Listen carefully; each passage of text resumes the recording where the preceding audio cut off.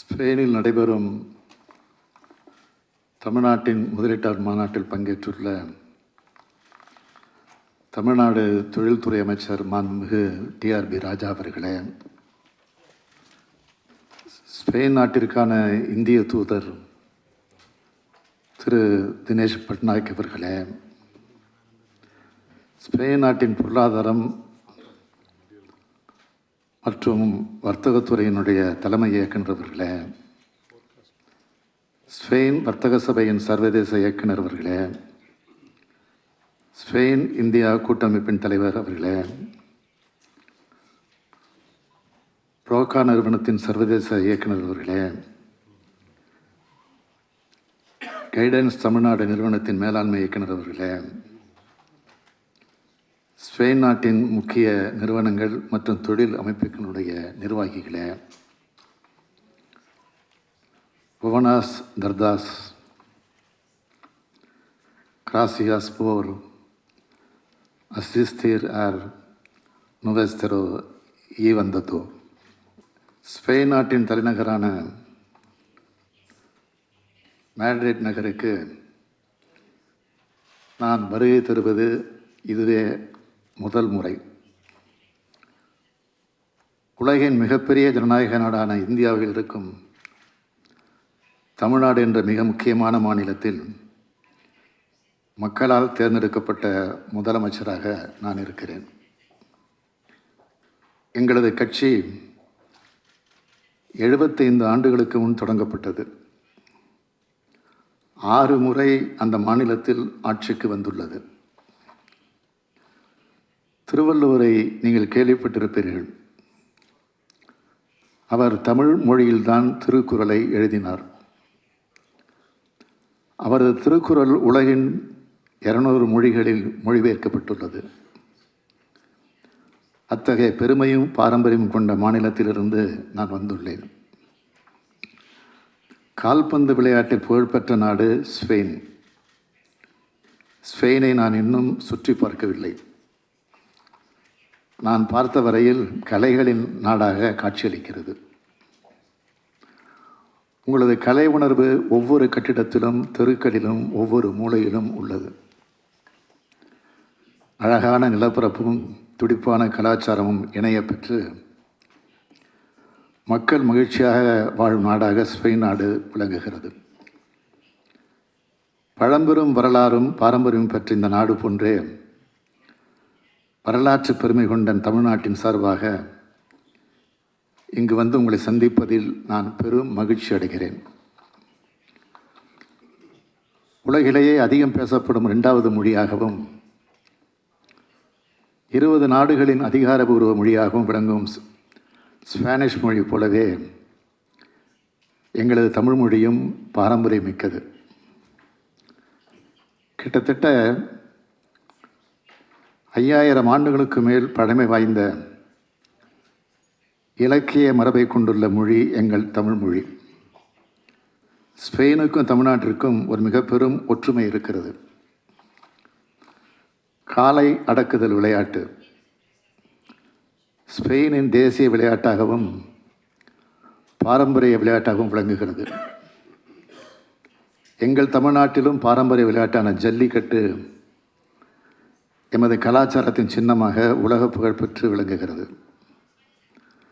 ஜல்லிக்கட்டு விளையாட்டிற்காகவே தனியாக ஒரு ஸ்டேடியம் கட்டியிருக்கிறோம்.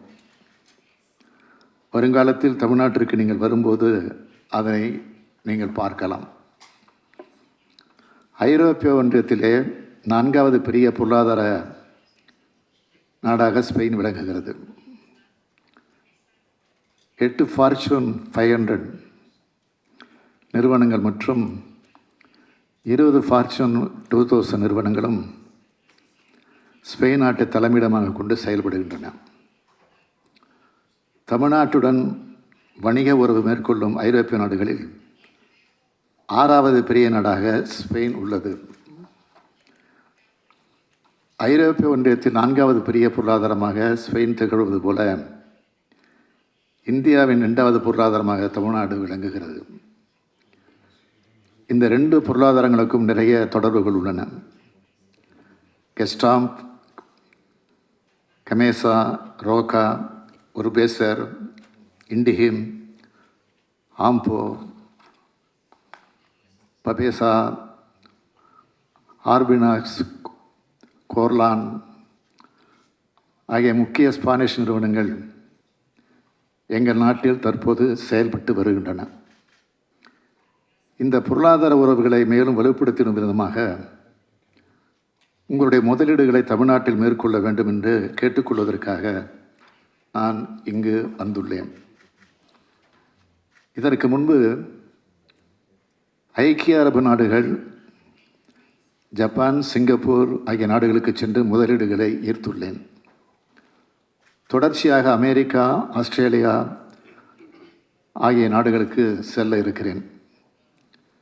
கடந்த ஜனவரி 7, 8 ஆகிய நாட்களில் நாங்கள் நடத்திய உலக முதலீட்டாளர் மாநாட்டிற்கு America, England, Singapore, Japan, Korea, France, Australia, Germany மற்றும் டென்மார்க் ஆகிய 9 நாடுகள் எங்களுடன் பங்குதாரர் நாடுகளாக இணைந்திருந்தன.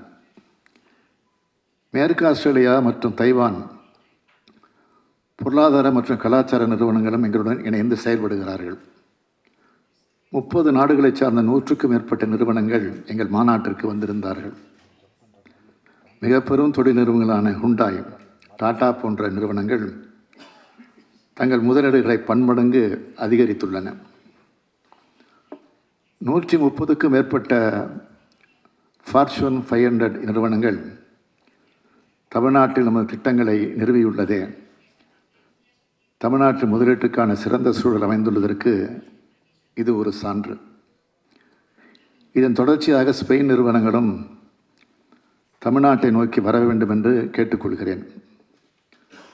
வாகனங்கள், குறிப்பாக மின் வாகனங்கள், மின்னணு கருவிகள், தோல் பொருள்கள், தோல் அல்லாத காலணிகள், ஆடைகள் போன்றவற்றிலும் உற்பத்தியிலும் தகவல் தொழில்நுட்பம், புதுப்பிக்கத்தக்க எரிசக்தி, உயர் மருத்துவ சேவைகள் போன்ற பல்வேறு துறைகளிலும் இந்தியாவின் முன்னணி மாநிலமாக தமிழ்நாடு திகழ்ந்து வருகின்றது.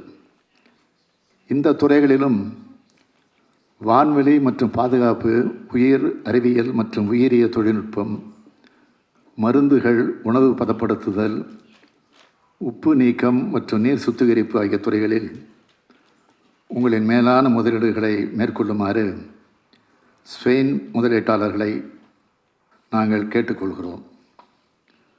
தமிழ்நாட்டில் தொழில்களை துவங்க வரும் முதலீட்டாளர்களுக்கு அனைத்து உதவிகளையும் செய்வதற்கு தமிழ்நாடு அரசு காத்திருக்கிறது.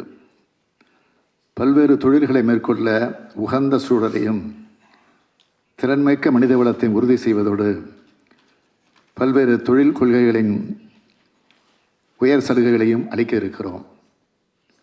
இது குறித்து மாண்புமிகு தொழில்துறை அமைச்சர் அவர்களும் அலுவலர்களும் விரிவாக உங்களுக்கு எடுத்து உரைத்திருக்கிறார்கள்.